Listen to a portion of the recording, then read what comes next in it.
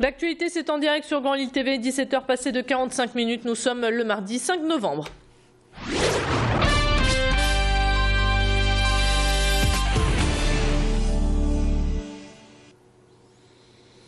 À la une de cette édition, une manifestation en soutien aux 120 Roms qui occupent actuellement la Bourse du Travail de Lille. L'intersyndicale a défilé banderole à la main depuis la porte de Paris pour se rendre en plein cœur de la capitale des Flandres. Après avoir rencontré la préfecture du Nord, la ville de Lille et le Conseil général, l'intersyndicale maintient la pression et rappelle qu'une ordonnance de 2012 prévoit un hébergement d'urgence pour toutes les personnes en détresse. L'intersyndicale et le collectif Solidarité Rome sont actuellement reçus par la préfecture. Et puis parmi les manifestants, il y avait aussi de nombreux étudiants. Eux aussi dénoncent les expulsions avec en ligne de mire l'affaire Leonarda. Quelques tentatives de blocage d'établissements ont eu lieu. Ce matin, 15 lycées sur l'ensemble du département ont connu quelques perturbations. Tanguy Lécluse était au cœur de cette manifestation. Je vous propose d'écouter ces quelques réactions. On ne peut pas trouver de solution, nous les Roms, parce qu'on n'a pas de droits. Aujourd'hui, on a fait de sa manifestation pour gagner du droit, également avec tous les citoyens français. On ne peut pas rester comme ça, comme ces dernières explosions.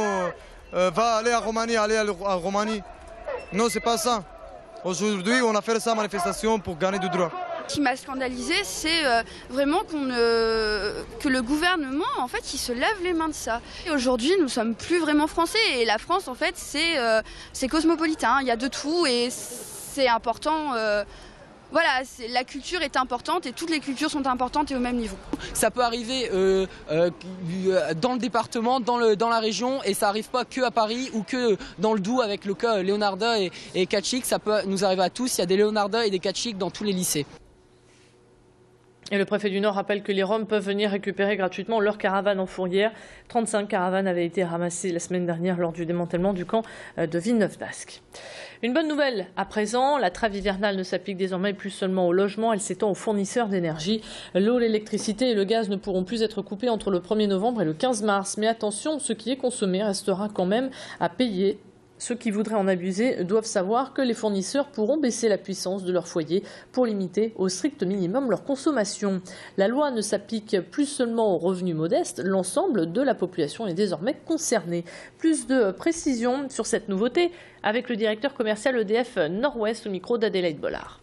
Il y a déjà un manque à gagner de trésorerie puisque les clients qui ne régleront pas vont régler plus tard.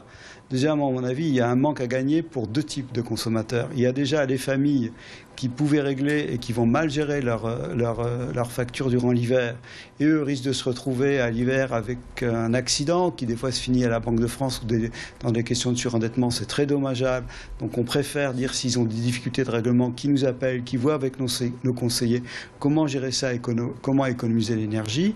Et pour les clients démunis, il faut encore plus qu'ils se rapprochent de nos services et des travailleurs sociaux, de façon à ce qu'on puisse, au plus tôt possible, prendre en considération leurs demandes. L'actualité, c'est aussi un appel à témoins lancé par la police dimanche vers 1h15 du matin. Un accident s'est produit rue Thiers à Tourcoing. Une Peugeot 307 et une Volkswagen Passat sont entrées en collision. 3 personnes, dont un enfant de 10 ans, ont été blessées. Si vous avez été témoin de la scène, vous pouvez appeler le numéro qui s'affiche sur votre écran, le 03 20 69 27 47.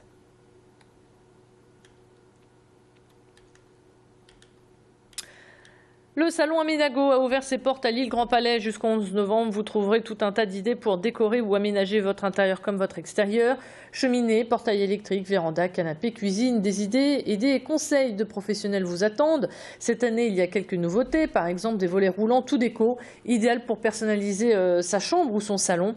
Une idée de Stéphane Domzalski. Il nous explique tout cela au micro de Tanguy Lécluse et Marion Villette.